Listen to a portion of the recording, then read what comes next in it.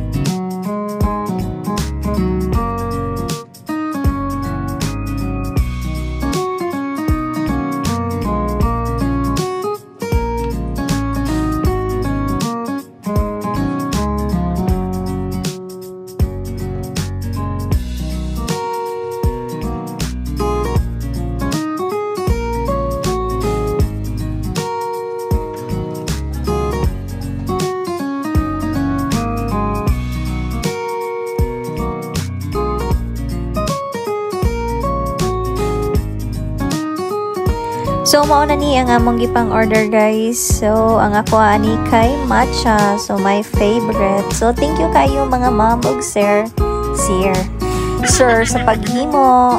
So, mauna to mga kay yummy. Di sa ta mga uno kay murag sige naman tagkaon. So, magpahili sa ta charis. So, ali mga kay yummy, mga pita.